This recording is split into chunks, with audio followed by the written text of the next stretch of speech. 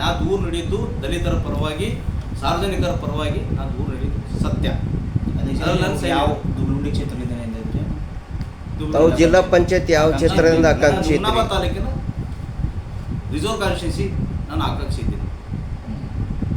ನನ್ನ ಹೆಸರಿಗೆ ಮಸಿ ಬೆಳೀತಕ್ಕಂಥ ಕೆಲಸ ಅಧ್ಯಕ್ಷರ ಮುಖಾಂತರ ಆಗ್ತಾ ಇದೆ. ಒಟ್ಟು ಪಂಚಾಯತಿಲಿ 4 ಕೋಟಿ 4 ಕೋಟಿ ಹಣ ದುರುಪಯೋಗ ಆಗಿದೆ.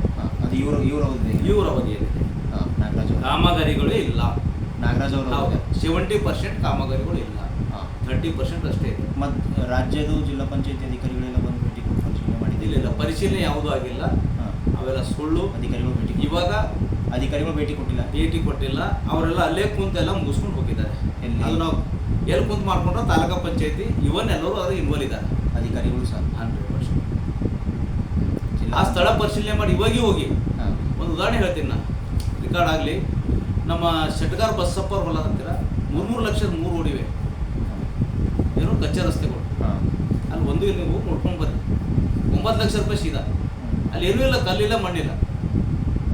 ಒಂದು ದಂದು ಕೊಟ್ಟಿಗೆ ನೋಡ್ರಿ, ಅವೇನು ಈಗ ಯಾವುದಾರ ಒಂದು ದಾಖಲೆ ಇದೆ ನಿಮ್ಮಲ್ಲಿ? ದಾಖಲೆಗಳೆಲ್ಲ ಸಿ ಎಸ್ ಅವ್ರಿಗೆ ಕೊಟ್ಟಿದ್ದೀನಿ. ಒಂದು ತೋರಿಸ್ರಿ. ಮತ್ತು ಸದ್ಯ ನನ್ನ ಹತ್ರ ಯಾವ ಜೆರಾಕ್ಸ್ ಇಲ್ಲ, ಎಲ್ಲ ಇದೆ. ನಾವು ಕೊಟ್ಟಿದ್ದು ಕಂಪ್ಲೇಂಟ್ ಇದೆ.